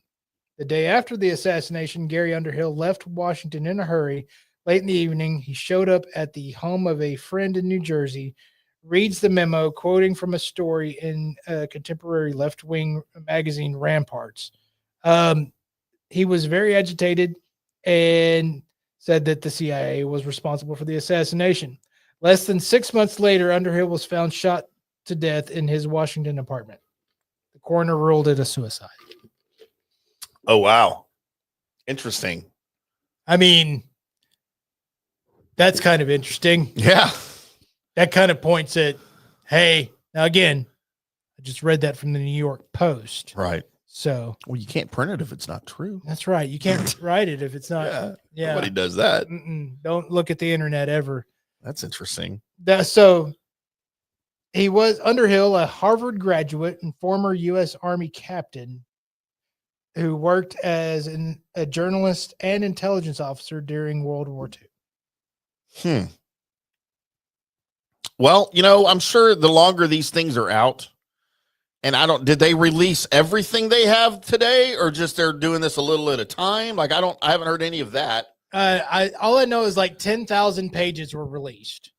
So it's going to take people a little while to go through all of this, right? And I'm sure there's a ton of redactions, as we've already seen. And now it's all unredacted. Oh, all of the new stuff is unredacted? From what I understand. Oh, okay. All right. Even better. Well, then we're going to find something. Or find out. Well, I mean, The only thing that I've always said about this is that you take a guy, Lee Harvey Oswald, who wasn't able to cut it as a shooter. Yeah. And he's supposed to hit these shots. He fires 3 bullets? 3 shots. In something like 2.7 seconds or something. Right. Ridiculous. Which is dumb anyway. With an inaccurate rifle, by the way. It Right. wasn't like a sniper's rifle or anything. And he gets the shots off, and he's accurate. Yeah. I mean, from that distance. I mean, that wasn't close. Now there is the case in point that's the weirdest coincidence in history, and he just, fired and it just happened. Yep. It's all possible. It's all possible. It just doesn't seem possible. No. And it just seems like and dude, that has been 62 years ago. Right. It just seems like there's been too many questions. Like just too many questions. I know. And especially when you're looking for things, right? Right. If you're looking for something to be not right about what someone tells you about what the truth is, you're going to find stuff. Yes. If you're looking hard enough, rather than just going, okay, I get it. That's fine. That's what happened. But the issue I have with this, and I always have, and I wasn't alive when it happened, obviously, but you had people already the same day with discrepancies and stories that weren't accurate. Well, and it wasn't just like eyewitness stuff, but the government telling you so-and-so was in Dallas and he was responsible for this and that. And then finding out 10 years later, well, he wasn't in Dallas. He wasn't anywhere near Dallas. He couldn't have done this that you said that he did. And all this stuff, and the whole mystery about the CIA stealing his body from Parkland before Dallas doctors could do an autopsy. Like stuff like that lends to the conspiracy theories. It does. There's a law in Texas, always has been, that if somebody dies in Texas, they have an autopsy right there where they died, in the county they died in. Well, the CIA said, nope, we're just going to we'll do it in Washington. We don't want you looking at his body anymore. Well, what the hell? I mean, right. So then your people are going to start questioning stuff when that happens. Could it still be totally legit? Absolutely. But it makes you question things. Really sloppy work. Yeah. It was really sloppy work. It was either really sloppy or really underhanded and really good. Yeah, really. Because we still don't know. Right. And we got the papers. Yeah. So it was either really sloppy and botched, and we just don't know because there's so many answers, or it was so shady and so much smoke screen in other areas that we are blind at seeing what the truth was. Either way, I love talking about it and I love looking at it. I love that crap. The other thing that people aren't as it's not as on fire for, but there's supposed to also be stuff out there about Martin Luther King Jr.'s assassination is also supposed to be in this paperwork, and I'm really interested in that. It's more straightforward in my mind, except for who was truly behind it. Yeah, James Earl Ray was arrested and spent his life in prison for it, but. Right. It's kind of the common consensus that he either wasn't alone doing it or he really had nothing to do with it. Right. And I mean, it might just be one of those mysteries that we'll probably never know. And probably the people who did know are probably all dead now. You know what? And that's the reason why, if you do know, let us know. Yeah. If they're all dead now, then go ahead and let us know. Let us in on whatever's going on. Would you do that on your deathbed? If you had some national secret that you were involved in a murder, a cover up. Now, I don't mean something about just some dude at a bar, but like the JFK thing. And I knew, and you had knowledge of it, that you knew for a fact was there, or you were involved in it or something like that. And on your deathbed, you're going to die in the next day or so. Look, guys, I got to get this off my chest. Here's what really happened. Or do you think that could have happened 4, 5, 6 times with guys that have died and they've just never released it? Released it, or it was with family members and you're not sure were they? Yeah, I'm not telling anybody that. Were they in their right mind when they said that? Yeah. Blah, blah, blah. Who's going to believe it? Or when you're dying, you just spout off some ridiculous crap just to fuck with everybody. You know what? As soon as you said, would I say anything? I think my brain would have been like, I've been quiet this long. F them. Yeah, exactly. I think my brain would have been more like, I win. I was able to keep a secret. I win. y'all don't know. I know. I win. Or like the death of Elvis, that's always been shrouded in mystery. And you know when that mummy killed him while he was in that nursing home. Yes. Or like Michael Jackson's death even more recently. Like there's people who say there is verifiable evidence and proof that he's still alive. Right. Like it's the whole Elvis thing all over again. But I've seen the videos and I'm like, holy crap, that's Michael Jackson, the day that he was supposed to have died. Yes. And it's really him. And he's walking out of the ambulance that they picked him up in and stuff. Like, it's so weird. He just went to his magical island, man, where everybody else is at. I think Bigfoot and the Loch Ness Monster killed Kennedy and Elvis. Or they are Bigfoot. But they are Kennedy and Elvis. The Loch Ness Monster. Here we go. So there's that. There you go. You know what? There's that little, but we have to get to something else before we go to, or you want to just cover it next? Because we've got supposed to go to a commercial now and then come back. We're going to go NFL rules change proposals, but also we have Snow White talk. Let's do Snow White talk right now then. Okay. So the Snow White movie, Disney's new live action Snow White movie, supposed to premiere like next week, and they're already thinking about delaying it or canceling this thing. I mean, it's supposed to come out like in 2 days, right? Yeah. Like on Friday? So it's not great, Tim. It's not great. The reviews, like if you go watch the trailer on YouTube and Disney put their balls out there, and it's like, you know what? We're going to leave the comments on. Oh, that's bad. That's real bad. Yikes. There's a couple of things that kind of irritate me about this movie.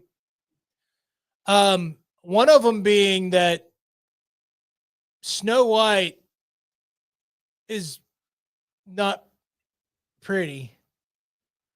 Well, I mean, I saw pictures of her. I thought she was pretty in comparison to the evil queen. Okay. You're a little biased on this, but so all right. Gal is the evil queen that's supposed to be jealous of Snow White, and that I can't see it. There's no way. She's supposed to be jealous of the way Snow White looks because she's too pretty. Mm-hmm. But the mirror is Gal Gadot. Yes. It's not believable. Okay, this isn't like real.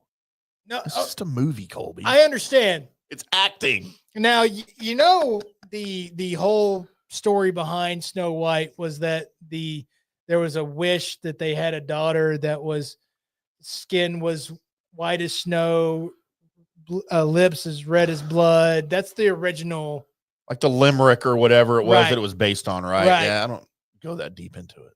Okay, so that's that, and that's the reason why, of course, she's named Snow White. Okay, right. The reason why Snow White is named Snow White in the movie is because apparently as a baby she survived a blizzard. Okay, that would just be in poor taste. It's like a baby survives a plane crash and you name the baby Plane Crash. Right. So there's that. The Prince Charming isn't there to save the day. No, he's not even in the story. He's not that. I mean, they have him for a second, but it's like, no, dude. The Snow White's going to save the day. Girl power. Yeah, it's girl power. Which there are plenty of stories out there to get at that you want your girl power. But hey, how about this? How about you make a new fairy tale, right? That describes girl power. Don't go attack a classic and then just totally just ruin the source material by we're just going to make it up. This is what people get pissed off at when you do this with comic book movies. Yeah. the source material. Right. So if you're going to make a movie and you want to make money through entertainment, then, and you're going to say, hey, we're going to use this as source material, then go with the source material. Don't change it. Don't. Because people are expecting to walk in and be like, Snow White, here we go. Because you have creative latitude to adjust anything past the source material, right? Like make your movie. Yeah. But don't change the source material that people are familiar with. Right. And what they expect to see. And you know what? And if you're going to, then don't make the reason why she's named Snow White is that she survived a blizzard. Holy crap, dude. I didn't know about all that with it. So, I mean, I already wasn't going to see it anyway because I just No. don't care, but I might see the porn version. I mean, that's already been out there. I mean, what decade do you want that version from? Because it's done. If I can find Bob's Burgers porn, I can probably find Snow White porn. Tim, you can pretty much anything your demented brain can come up with, it's out there. Okay. And if I can't find it, I might have to just make it. No one wants to see that, Tim. We are taking applications for actresses here. Don't Harvey this thing, dude. Don't do it. I was going to pay him. You're going to pay Harvey? He's No, in jail. Not him. Pay them. So, yeah. So Snow White is not going well, bud. It's not going well. And from what I've seen from the trailers and stuff, like Gal does great in her parts. Sure. Because, well, as you would expect. Yeah. But yeah, man, the rest of it just kind of it's almost like if like the political consensus and all that would have remained the same, that Right. this movie would have done okay. Yeah. But the tide's kind of shifting. Culture has shifted a little bit. Where we're going to go back to allow, things to be a little bit more back, kind of like Traditional. what they were. Yeah. And this isn't sitting well, bud. This isn't sitting well at all. Disney just can't seem to leave well enough alone with anything, right? No, here's the thing. Disney, here's the problem. You're taking too effing long to put your stuff out. And the tides are changing too quickly. Yeah. Like if this would have come out, I don't know, 3 or 4 years ago, then everybody would be like, yeah, I get it. I get it. It's cool. But now everybody's like, no, wait, we can talk about this like out in the open and feel like we're upset. Oh, this is cool. Once again, yeah. This is great. Screw you guys. I like things normal to me. That's just crazy. So- Like just, and I saw a little bit of that in the new Captain America Okay. because they took a long time to make this. Yes. And you can almost tell. Have you seen it yet? I have not. You can almost tell there's a very distinguishable point in the movie where you could tell the first part of the movie was written behind one climate, and then the other part of the movie was written under a different sort of culture. Like literally you can tell when the shift is in the movie to where what wasn't okay here is completely fine. Yeah, we're okay with it again. Yeah, and it's like they didn't even try to hide it. And it's because it took so long to make the movie. Yep. They want to speed that up because we're fluid right now. Yeah. We are Bruce Lee out here. We're like Wata. So I still enjoyed Captain America. Captain Black America. It's just Captain America. It's just Cap. Black in America. No, none of that. I mean, we have Hulk. It's just Red Hulk. I'm trying to shorten that too. No, you don't need to. All right. Well, coming up next, I don't know what we're getting to. Probably some NFL rules changes and then news and notes. That is all coming up on the Colby Sapp IndyCarTim show. Hello, sports fans. FanStream Sports. Orion Golf Management Solutions. Orion Management Solutions has tailored its service packages just like it tailors its approach to customers. Some owners need more supervision, while others need periodic assessment of their short-term and long-term strategies and programs. Orion can be called in to develop a business plan with the existing staff or we can assist with the daily management of a facility or event. Either way, we make sure the client is satisfied and understands the direction the facility needs to go in order to achieve the owner's goals. Orion Management Solutions can help with owner assistance service solutions, daily course management, business plan development, monthly operations, or as needed consulting services. Whatever your need, Orion Golf Management Solutions can help. Check out oriongolf.com. Hey, listeners, make sure you check out the brand new FanStream Sports in-studio text line. You can reach us during any of our live shows or 24/7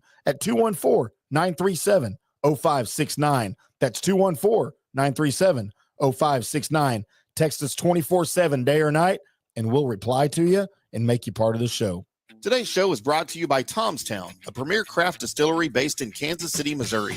Discover their award-winning lineup, including double oaked bourbon, botanical gin, and double grain vodka.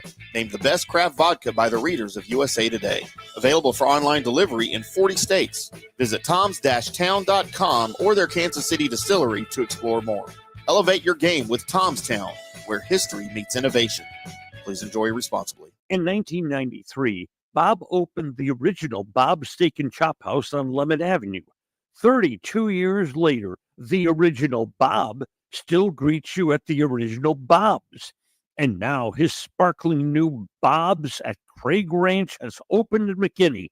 Same fantastic beef and fresh seafood at these two Bob's, each run by the Bob Steak and Chop House. Hi, golfers. IndyCarTim here. I want to talk to you a little bit about Golf Central Magazine. It's not just a golf magazine. It's the magazine for everything: turf, travel, philanthropy, and lifestyle. Head over to golfcentralmag.com and check out the latest issue. Some of the regular features in Golf Central Magazine: the Golf Bachelorette of the Month, the Golf Bachelor of the Month, the Golf Cart Girl of the Month, Golf History, Grip It and Sip It. So head over to golfcentralmag.com. It's free. It's the magazine for everything: turf, travel, philanthropy, and lifestyle. Golf Central Magazine at golfcentralmag.com. We'll see you there. Hello, folks. Let's talk a little bit about turf life. What is turf life? It's pretty much, if your life involves turf in any way, shape, or form, you live the turf life. Go ahead and brand yourself with the turf life. Maybe a back window decal, maybe a hat. You know where you can get those kinds of things to showcase that your life revolves around sports and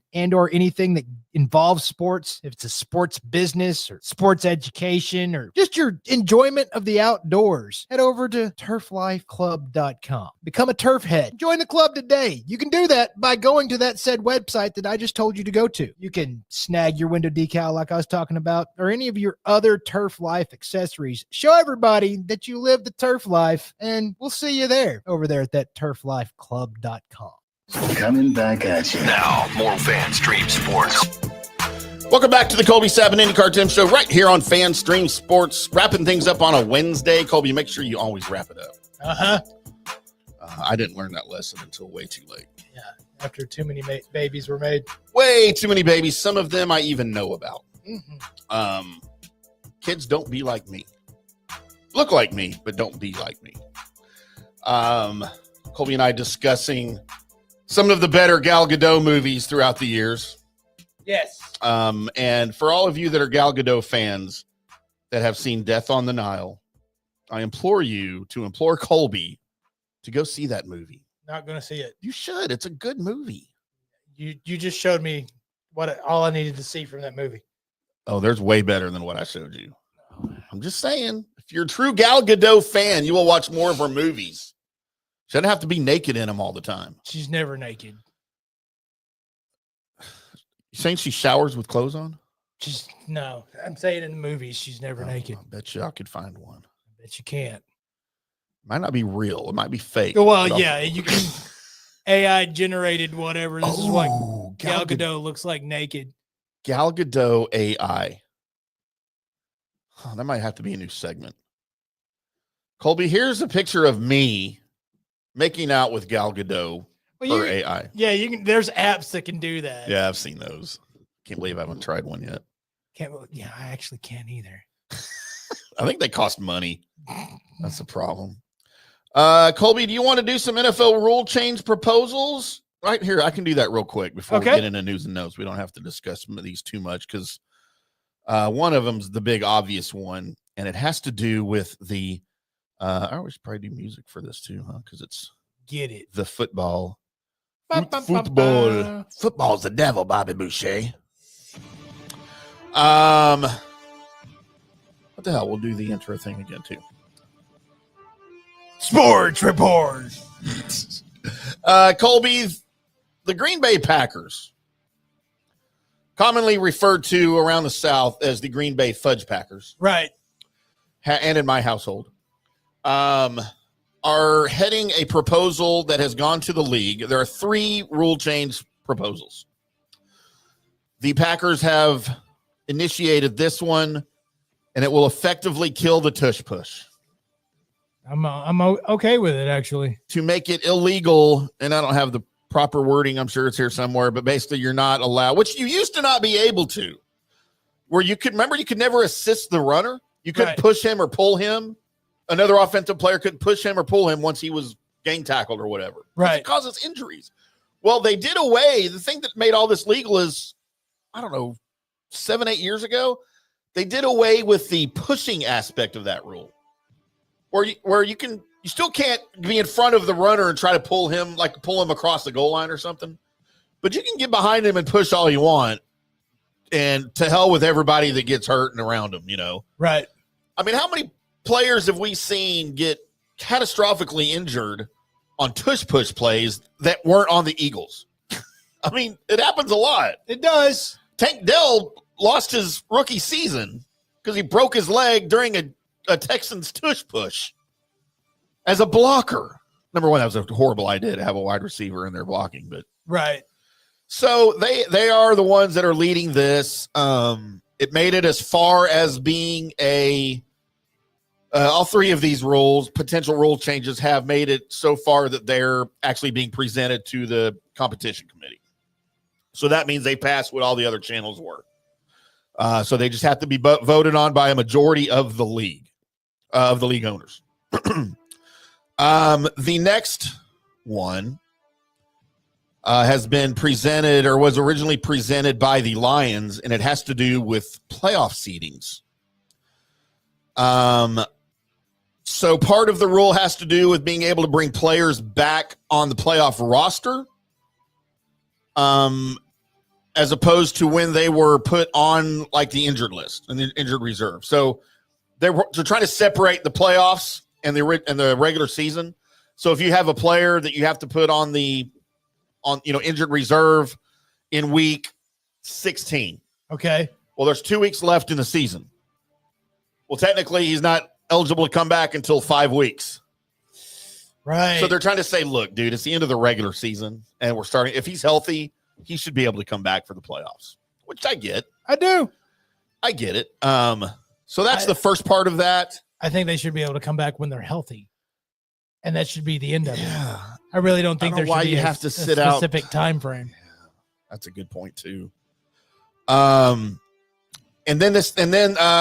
other part of that rule has to do with the playoff seedings for wild card teams. And of course, this was proposed by the Lions because, by the Vikings. Was it the Vikings or the Lions? It says this proposal would have drastically affected the playoffs last season had it been in place. Despite finishing 14-3, the Minnesota Vikings were the 5th seed in the playoffs. As a result, they had to go on the road to play the Rams, despite the Rams finishing the regular season 10-7. Well, the Rams won 27-9 and eliminated the Vikings. Right. Well, then just beat the Rams. Well, I mean, I you had to go on the road, but the Vikings were not really ready for the playoffs. They were a really good regular season team that played, a lot of teams with losing records and whatnot. Yeah. But and then same thing happened to the Packers, who won 11 games in the regular season, but they were relegated to the 7th and last seed in the playoffs. I kind of get that. So, the way the NHL used to do their seedings, I thought was great. It had nothing to do with conference champions. It's just win-loss. Here you go. Points in the NHL. It was points. So the Western Conference was, I know you had divisions for scheduled play and everything, but in the playoff standings, it was Western Conference and Eastern Conference. It was points against points. Didn't matter what division you were in. You could have had 3 teams in the same division be the 1, 2, and 3 seed in the conference if that's how the points worked out. I kind of feel like that's how it should be with every. I mean, I know you don't have points in the, like the NFL, but why can't you go more by record? Screw the divisions. And then people say, well, then what's the point in winning the division? Well, the point is to win as many games as you can. Right. So, and also it would eliminate that weak ass team that got in because of the weak ass division. Right. Like the Tampa Bay Buccaneers, who won the division at 8-9, 9-8, and 10-7 the last 3 years. Right. Because they play in the South, which sucks. And that's benefited the Cowboys before. Oh, yeah. But we knew going into it that they didn't need to be in the playoffs. I mean, Seattle won their division back in the day, I think, with a 6-10 record. I mean, it was ridiculous. Right. So, I mean, I'm fully on board with that. Just let the best teams make the playoffs, regardless of the division. Totally in. And then if you have to reseed after each round, that's cool too. You know what else? I mean, let's go ahead. How many times have you brought out your Dallas Cowboys win the NFC East championship shirt? Does it matter Nobody that cares. you won the East? No. The only teams that care about conference championships are the teams that haven't won one in 20 years. Right. Like the Lions, when they finally won one a couple of years ago.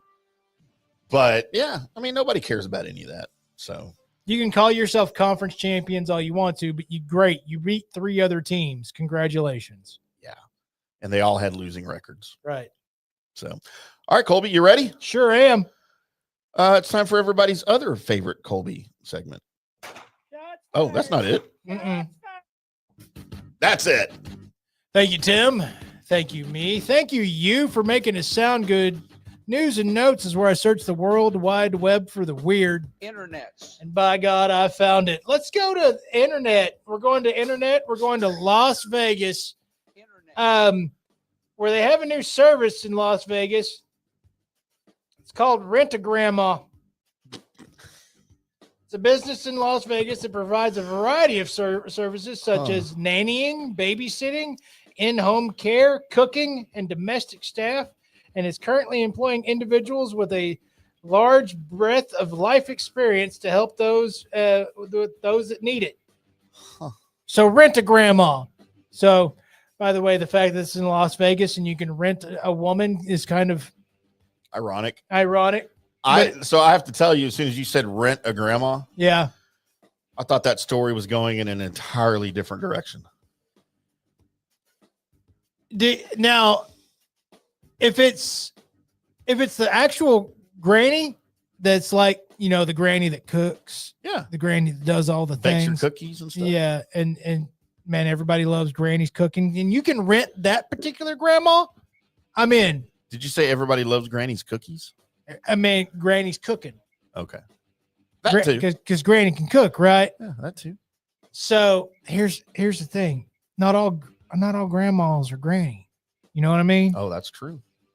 Some of them can't do a damn thing in the kitchen, or what they do when they come out of the kitchen, and you ain't gonna eat because you don't like it, right? I agree. So can you be specific when you're like what grandma you want with your request? Yeah, right. Like fill in the blanks or write your specific request under the description of the granny you want. Yeah, I want the granny that when she goes into the kitchen, she don't come out till the next day, and it's all fresh, homemade, prepared, just great stuff. Yep.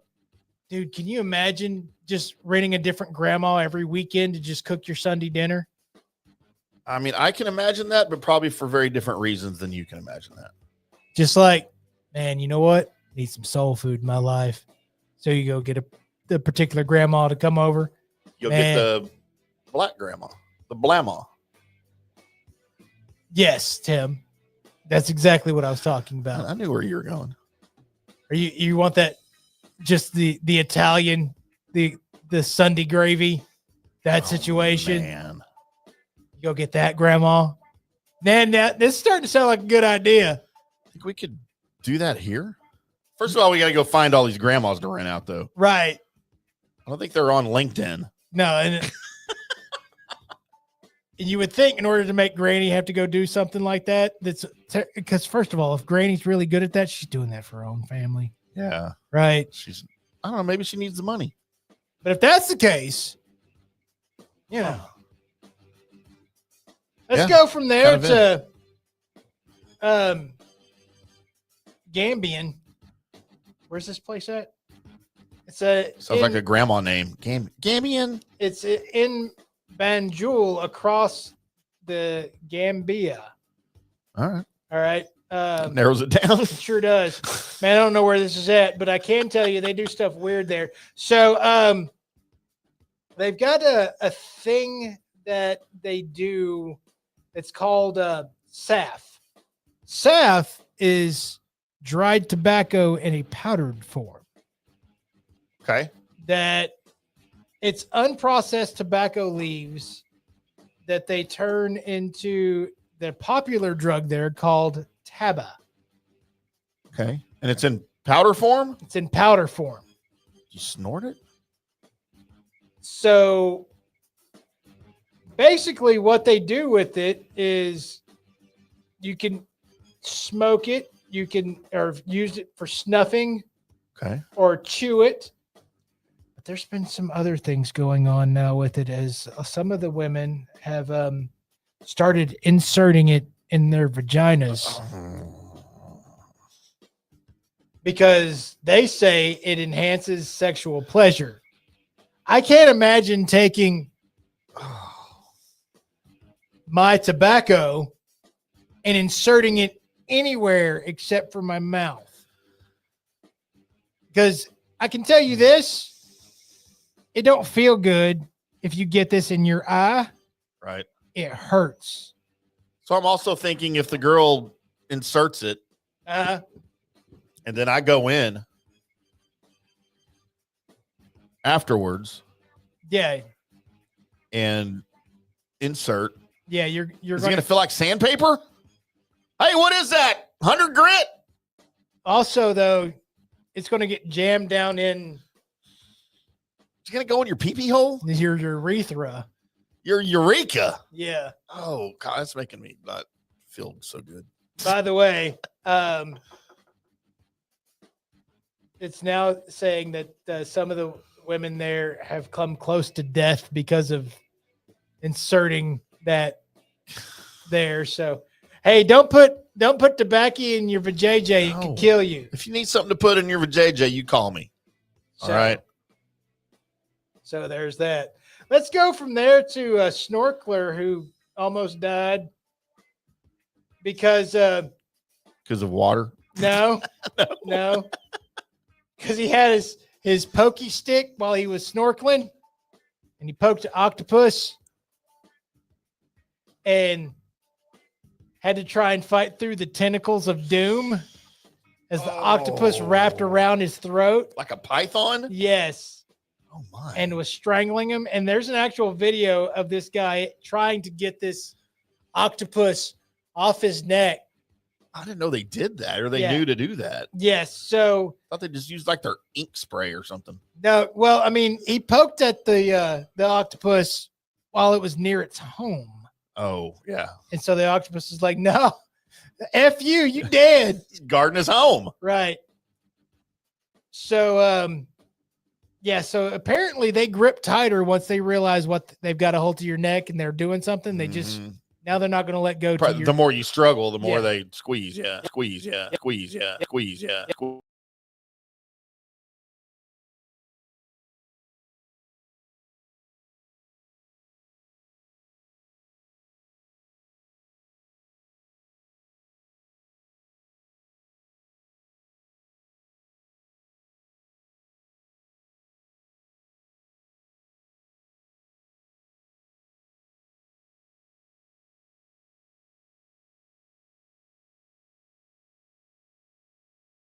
And charged on Monday in St. Lucie County after he allegedly posted sickening threats to kill the commander-in-chief on social media. Huh. In a rambling 80-second clip, Todd railed Trump and declared himself U.S. president, according to authorities. They could do that. Because of Donald Trump, every single person in the world is cursed, Todd said. In the since deleted explicative-laden clip, Donald Trump is the Antichrist. I understand that this sounds insane, but the fact that you can get arrested for posting a video on Facebook kind of threw me off a little bit. Does anybody know how to post videos to Facebook? I understand, like, if you threaten to kill the president, that's bad, right? So was he not like mimicking killing Trump or something in the video? Like, was he doing something in the video that? I mean, I don't know how sane you can make out the threats if you were challenging Trump to a fist fight Right. naked to the death. Pay-per-view. But That's how they should decide every presidency. Just a naked fist fight In the octagon, Colby. I don't know. Why am I thrown off by? I mean, I would never do something so stupid as to do something But we're like supposed this. to be free to do stuff like that, right? Can't I mean, you can't threaten them, right? Right. There must have been something in the video that caused actual concern. If you're just some drunk dude posting a video of you wanting to beat up Trump naked, right? I don't think they're not going to do anything other than maybe start monitoring your social media. Right. Keep that up, and somebody might actually say something. Yeah, they might pay you a visit, but I don't know, man. It just threw me off a little bit. yeah, for sure. And finally, Florida man. Police were in pursuit of Florida man as he stole an ambulance. Once they had him pulled over, he had the police wait until he finished his beer. He wouldn't unlock the door until he finished his beer. Guy's thirsty. So, yeah. Good old Florida man. Good God, Colby. There you are. There's news and notes, everybody. Oh, my gosh, Colby. Florida men. You got to love them. And the tentacles of doom. Tentacles of doom. We are the Colby Sapp and IndyCarTim show. I live in party.